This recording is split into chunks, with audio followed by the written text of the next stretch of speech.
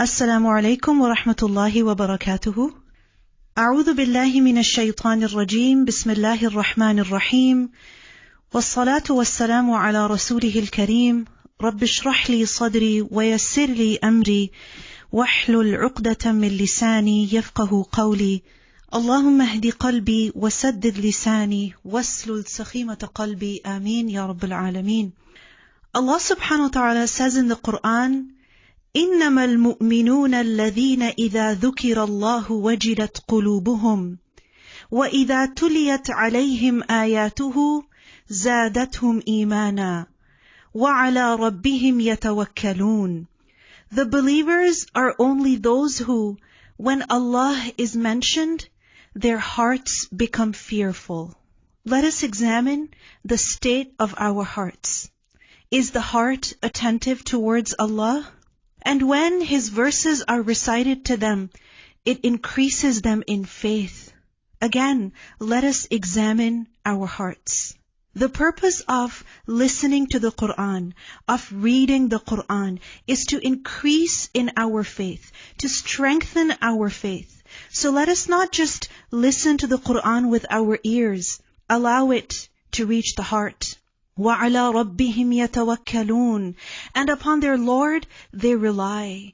Because when they learn the Quran, they learn who their Lord really is. So they begin to rely upon Him. And as they learn the Quran, they're moved to action. Which action? الَّذِينَ يُقِيمُونَ الصَّلَاةِ وَمِمَّا رَزَقْنَاهُمْ يُنْفِقُونَ. The ones who establish prayer, and from what we have provided them, they spend. Allah says about such people, أُولَٰئِكَ هُمُ الْمُؤْمِنُونَ حَقًّا. Those are the believers in truth. لَهُمْ دَرَجَاتٌ عِنْدَ رَبِّهِمْ. For them are degrees of high position with their Lord. وَمَغْفِرَةٌ. And forgiveness. وَرِزْقٌ كَرِيمٌ. And a noble provision. In these verses we learn that when the verses of Allah are recited upon the believers, it increases them in faith. Shaykh As-Sa'di said that this means that the reason for this is that they listen to the verses of Allah with a present heart. They listen to the verses of Allah with attentiveness. So when they listen, they actually reflect upon them. And when they reflect upon the verses, this results in their increase of faith. Because tadabbur, reflecting upon the Quran, is actually one of the actions of the heart. So when a person does tadabbur on the Quran, what happens? First of all, they get to know meanings which they were unaware of. Or they get reminded of matters which they had forgotten. Or they develop the desire to perform good deeds. Or the desire to receive the generosity and reward of their Lord. Or the fear of punishment and the fear of sin is produced in their heart. And all of these matters increase faith. I ask Allah subhanahu wa ta'ala that as we go through the Quran, as we reflect upon each juz every day, this becomes a means of increase in our faith also. So that we come to know of what we were previously unaware of. We get reminded of things which we had forgotten. We develop the motivation to perform good deeds. We develop the desire to receive the reward of our Lord. And we develop the fear of His punishment.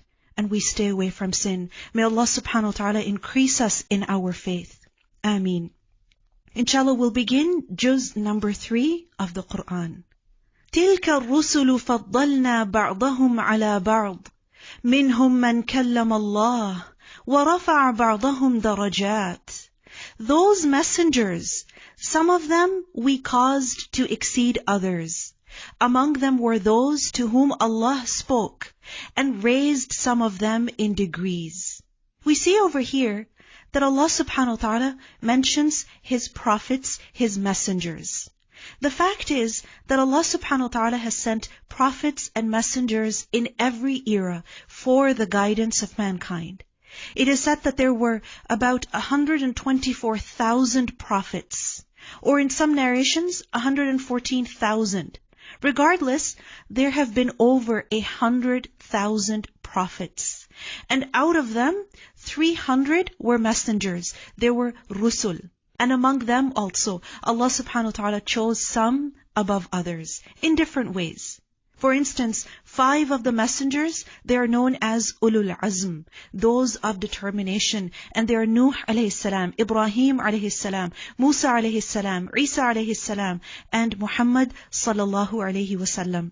So these messengers were such that some of them were given preference over others. And this was in a number of different ways. We see that even within the creation, we see how things are not always equal. The 5 fingers on your hand are not the same. They're not identical.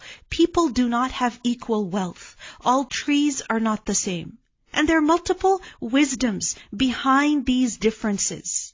So our job is not to constantly compare between things.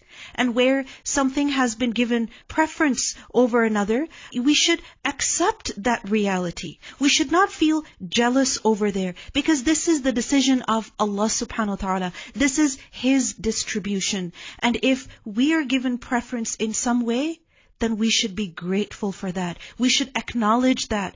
And we should thank Allah subhanahu wa ta'ala for that.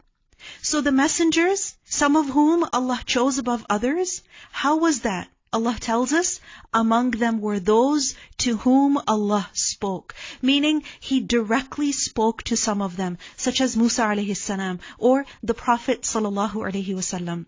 And He raised some of them in degrees, meaning they were given preference in other ways. For example, Ibrahim alayhi salam was made the Imam. He is the father of the prophets. He has the title of Khalilullah, the friend of Allah. And we gave Isa, the son of Maryam, clear proofs. What kind of clear proofs? He could heal the blind, the leper. He performed various miracles that were unique to him amongst all of the prophets and messengers. And He performed them all by the permission of Allah. And we supported him with the pure spirit, meaning with the angel Jibreel. So Isa alayhi salam even spoke as a child. If Allah had willed, those succeeding them would not have fought each other after the clear proofs had come to them. But they differed. And some of them believed and some of them disbelieved. Meaning this is what happened to the nations of the prophets. And if Allah had willed, they would not have fought each other. But Allah does what He intends. Meaning Allah gives freedom to His servants. And some of them misuse this freedom. Then the believers are addressed. Ya ayyuhalladhina amanu. O you who have believed. Anfiqu. Spend. From what? Mimma razaqnakum. From that which we have provided you. Give forward. Pass on from the things that we have given you. Don't just keep everything to yourself.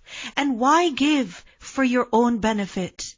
Before there comes a day, meaning the day of judgment. What kind of a day is that? In which there is no exchange and no friendship and no intercession. And the deniers, they are truly the wrongdoers. So those who do not believe in Allah, do not give Him His right, such people are zalim. They're committing zulm, wrong on themselves. It hasn't been said that those who do zulm, those who do wrong, commit kufr. No, those who commit kufr are the ones who commit zulm. So this shows us that disbelief is actually a form of injustice. And now the greatest verse of the Quran is mentioned, which is Ayatul Kursi, the verse of the throne, which is the best description of Allah Azza wa Jal. This is a verse that protects the reciter against the shayateen, against the devils. It is a verse which takes its reciter to paradise. The Prophet ﷺ said, whoever recites Ayatul Kursi immediately after every fard prayer, after every prescribed prayer, then there will be nothing standing between him and his entering paradise except death. Meaning the person who recites it after every salah, then they will go to Jannah. So add this to the list of things that you're going to do, that I must recite Ayatul Kursi after every fard prayer. What is Ayatul Kursi? Allahu la ilaha illa huwa al-hayyul qayyum. لا تأخذه سنة ولا نوم له ما في السماوات وما في الأرض من ذا الذي يشفع عنده إلا بإذنه يعلم ما بين أيديهم وما خلفهم ولا يحيطون بشيء من علمه إلا بما شاء وسع كرسيه السماوات والأرض ولا يؤوده حفظهما وهو العلي العظيم. We learned earlier about the power of Allah's name, the greatness and the blessing that His name contains. This ayah, Ayatul Kursi, contains 5 names of Allah. Not 1, but 5. And it also contains 26 attributes of Allah. The attributes of Allah are His qualities, His traits, such as the fact that He is one, or the fact that drowsiness and sleep do not overtake Him. This ayah is filled with the praises of Allah, and this is why it is the greatest verse, not the longest, but the most magnificent, the greatest verse. As the Prophet ﷺ said, إِنَّ لَهَا لِسَانًا وَشَفَتَيْن تُقَدِّسُ الْمَلِكِ, that it has a tongue and lips, and it declares the purity, the holiness of the sovereign, meaning it glorifies Allah subhanahu wa ta'ala. What does this ayah mean? Allah, there is no deity except Him. Meaning Allah is the only one worthy of worship. Why? Because He alone is Allah. He alone is the one true God. Who is He? Al-Hayy, Al-Qayyum, the ever-living, the sustainer of all existence. He is the ever-living. He is the one who is perfect in His existence. So He was always there, and He will always remain. Because He is perfect in Himself. He is perfect in all of His qualities. This is why He will never die. He will never suffer any decline, because He is free from any imperfection. He is independent of all. In fact, He is the source of life, Al-Hayy. And along with that, He is Al-Qayyum, the sustainer of all existence. So He is extremely independent. So He needs no one, but everyone needs Him. Everyone depends on Him. He is perfect in His actions. Otherwise, how could anything exist? Al-Hayyul Qayyum. You see, if we don't get food, we die. If we develop respiratory issues, we don't get oxygen, we would die. A tiny microscopic virus can cripple us.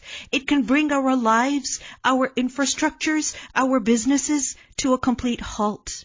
This is why we must learn to rely upon not ourselves, but Allah, Al-Hayy, وَتَوَكَّلْ عَلَى الْحَيِّ الَّذِي لَا يَمُوتُ. Allah says, rely upon the ever-living, the one who does not die. Our reality is that كُلُّ مَنْ عَلَيْهَا فَانٍ, everyone upon the earth will perish. وَيَبْقَى وَجْهُ رَبِّكَ ذُو الْجَلَالِ وَالْإِكْرَامِ, and there will remain the face of your Lord, owner of majesty and honor. So who is Allah? He is Al-Hayyul Qayyum. Not only does everyone's life and existence depend upon Him, their sustenance also depends upon Him. So if He does not give, if He does not allow, not a thing could exist. Our existence is proof of His perfection. Our existence is proof of His knowledge, of His care. So perfect is He that neither drowsiness overtakes Him, nor sleep. Neither sleep overcomes Him, nor does He sleep by choice. Because sleep, remember, is a form of imperfection, and Allah is free of any imperfection. He is Al-Hayyul Qayyum. He does not get tired. He does not need rest. So do not confuse Him with the creation. To Him belongs whatever is in the heavens and whatever is on the earth. Meaning, He is the real owner. So everything besides Him is actually owned by Him. He is the creator, so everything besides Him is His creation. He is the giver, so everything besides Him is provided by Him.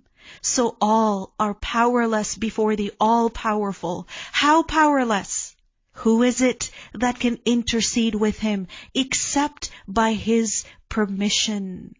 No one can even speak before Him without His permission. This is why our ultimate concern should be to please Allah subhanahu wa ta'ala. Because the dunya and the akhirah both belong to Allah. He knows what is presently before them and what will be after them.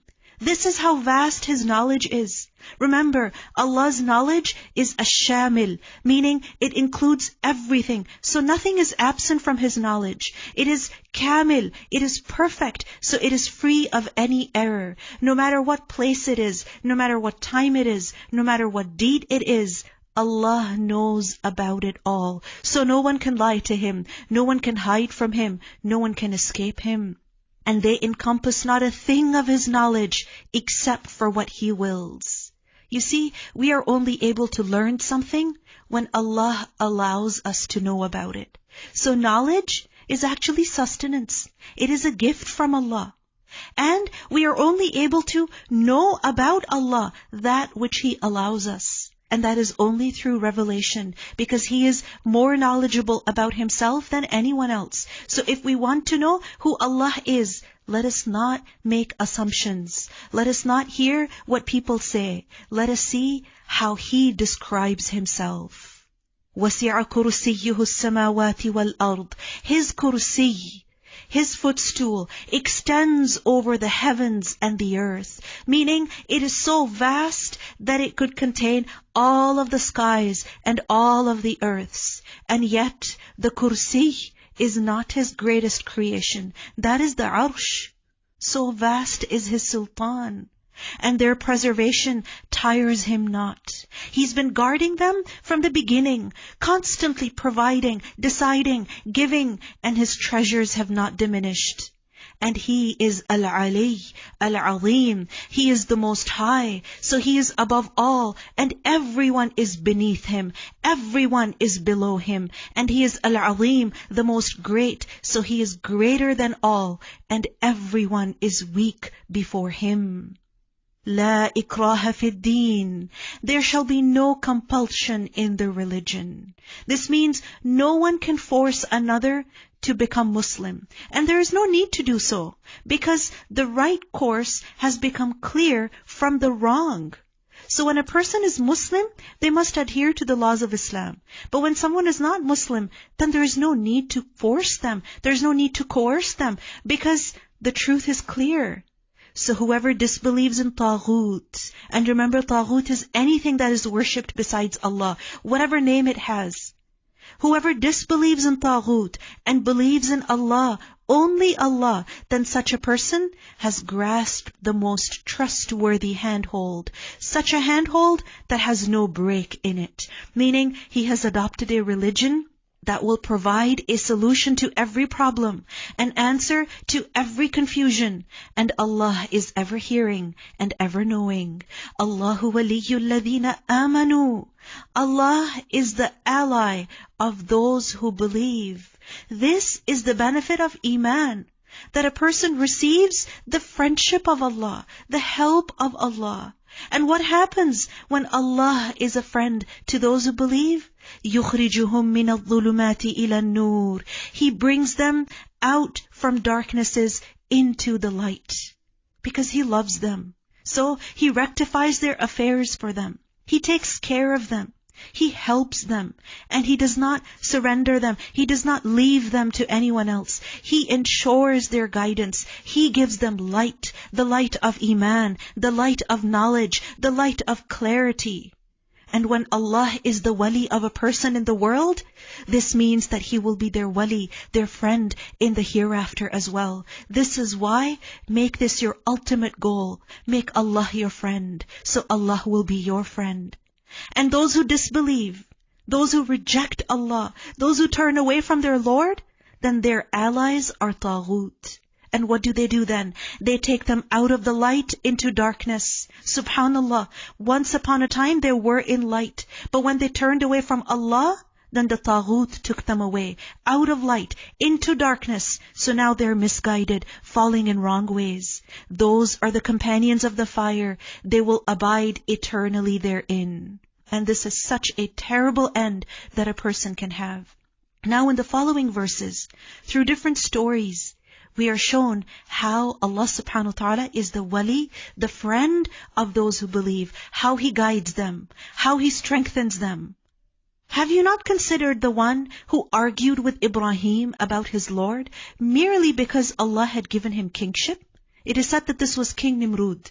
When Ibrahim said, "My Lord is the one who gives life and causes death," what an excellent proof Ibrahim a.s. gave, related to the origin and final end of the creation. So Nimrud said, "I give life and I also cause death."